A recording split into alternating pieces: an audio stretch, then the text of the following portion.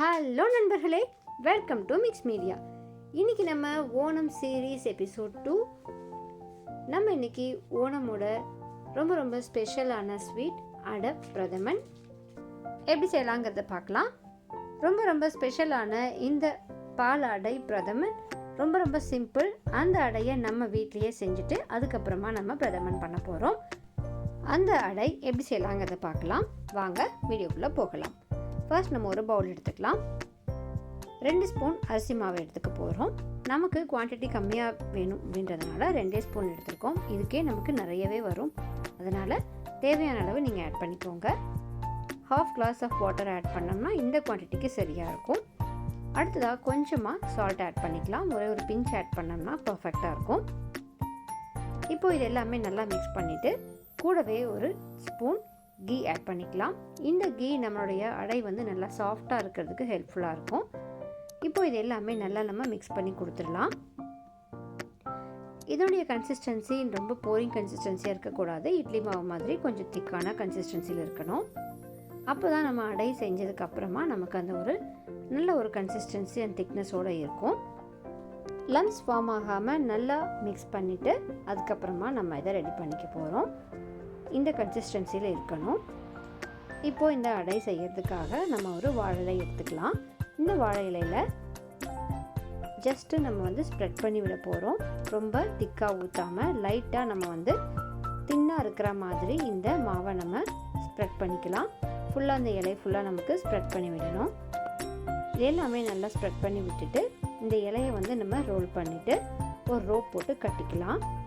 Mean time நம்ம இட்லி பாத்திரத்தை சுட வச்சுக்கலாம். தண்ணி நல்லா கொதித்து வந்ததுக்கு அப்புறமா நம்ம இந்த அடை ரெடி பண்ணியிருக்கிறத ஆவியில் வச்சு வேக வைக்க போகிறோம். இந்த மாதிரி நம்ம ஒரு நூல் போட்டுட்டு நல்லா டை பண்ணி ஆவியில் வேக வச்சுக்கலாம். ஒரு 5 மினிட்ஸ் நமக்கு வெந்தால் சரியாக இருக்கும். நம்ம கலக்கின மாவுக்கு இந்த 2 இலையில் நல்லா ஃபுல்லாக ஸ்ப்ரெட் பண்ணி வச்சுருக்கோம். நம்மளுடைய அடை ஒரு 5 மினிட்ஸ் பாயில் ஆகி சூப்பராக ரெடி ஆயாச்சு. இப்போது எப்படி இருக்குன்றதை பார்ப்போம். இந்த அடை நம்ம ஓப்பன் பண்ணி கொஞ்சம் நேரம் ஆற விட்டுட்டு எடுத்தோன்னா நமக்கு ஒட்டாமல் வரும். சூடாக இருக்கும் பொழுது பார்த்திங்கன்னா இலக்கூடையே ஒட்டிட்டு வர மாதிரி இருக்கும். ஆனால் நம்ம இதை ஸ்ப்ரெட் பண்ணிவிட்டு நீட்டாக நம்ம கட் பண்ணி எடுத்துட்டோம் அப்படின்னா நல்ல தின் பீசஸாக நல்லா ஒரு சாஃப்டான கன்சிஸ்டன்சியில் ரெடி ஆகிடும். இப்போ பாருங்கள், அதை நம்ம நைஃப் போட்டு கட் பண்ணுறோம். நல்லா தின் ஷீட்ஸ் மாதிரி வந்திருக்கு இல்லையா? இதை நம்ம சின்ன பீசஸாக கட் பண்ணி ரெடியாக எடுத்துக்கலாம். கொஞ்சம் ஆறுனதுக்கப்புறம் கட் பண்ணோம் அப்படின்னா நல்லா நைஸாக வரும். நம்ம கீ ஊற்றிருக்கிறதுனால நம்மளுடைய அடை நல்லா சாஃப்டாக இருக்குது. கையில் ஒட்டவே இல்லை. இந்த கன்சிஸ்டன்சியில் ரெடி ஆனதும் நம்ம எடுத்து ஒரு பவுலில் வச்சுக்கலாம்.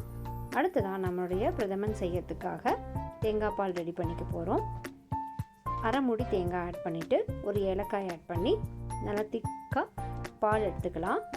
ரொம்ப தண்ணி விடாமல் திக் தேங்காய் பால் எடுத்துட்டோம்னா சரியாக இருக்கும்.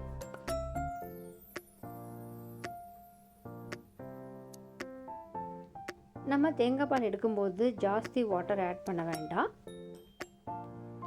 இது கூடவே நமக்கு சப்போஸ் இன்னும் நல்ல திக்னஸ் வேணும் அப்படின்னு நினச்சோன்னா கொஞ்சமாக மில்க் மெய்ட் ஆட் பண்ணிக்கலாம்.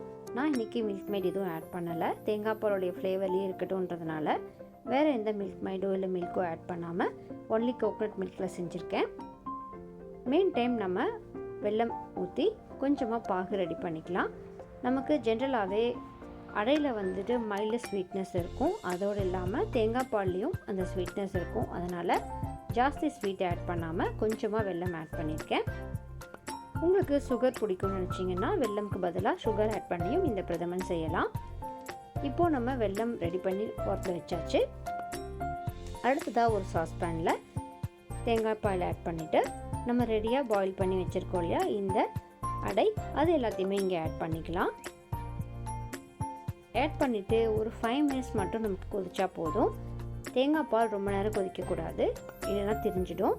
அதனால் ஒரு 5 மினிட்ஸ் மட்டுமே நம்ம அதை பாயில் பண்ணிக்கலாம். கைவிடாமல் கலக்கி கொடுத்துடணும். நம்ம மிக்ஸ் பண்ணி கொடுக்கலனாலுமே நமக்கு தேங்காய் பால் திரிய ஆரம்பிச்சிடும். அதனால் கொஞ்சமாக கலக்கி கொடுத்துருங்க.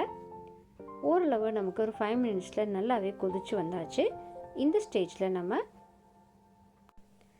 ஒரு சாஸ்பேனில் நெய் ஊற்றிட்டு முந்திரி திராட்சை ஆட் பண்ணி நல்லா வறுத்துட்டு நம்மளுடைய இந்த பாலடை பிரதமன் கூட ஆட் பண்ணிக்கலாம். இப்போது இதை நல்லா நம்ம மிக்ஸ் பண்ணிட்டதுக்கு அப்புறமா நம்ம ரெடியாக கரைச்சி வச்சுருக்கிற வெல்லம் ஆட் பண்ணிக்க போகிறோம். வெல்லம் ஆட் பண்ணும்பொழுது ஸ்டவ்லேருந்து நம்ம எடுத்துடலாம். சம்டைம்ஸ் நமக்கு தேங்காய் பால் தெரிஞ்சிடும், அதனால் வெல்லம் ஆட் பண்ணும்பொழுது ஸ்டவ்வை சிம்மில் வச்சுக்கோங்க, ஃபாஸ்ட்டில் வைக்க வேண்டாம். நல்லா ஃபில்ட்ரு பண்ணிவிட்டு வெல்லம் ஆட் பண்ணிடுவோம். ஆட் பண்ணிவிட்டு ஒரு 5 மினிட்ஸ் கொதிக்க வச்சுட்டு ஆஃப் பண்ணிட்டோம் அப்படின்னா நம்மளுடைய இந்த பாலடை பிரதமன் சூப்பராக ரெடி ஆயிடும்.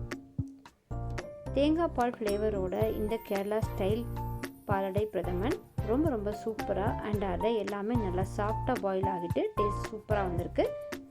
இதே மாதிரியான சிம்பிளான ரெசிபீஸ்க்காக நம்ம சேனலை மறக்காமல் சப்ஸ்கிரைப் அண்ட் லைக் பண்ணிவிட்டு காத்துருங்க. Tata, bye bye.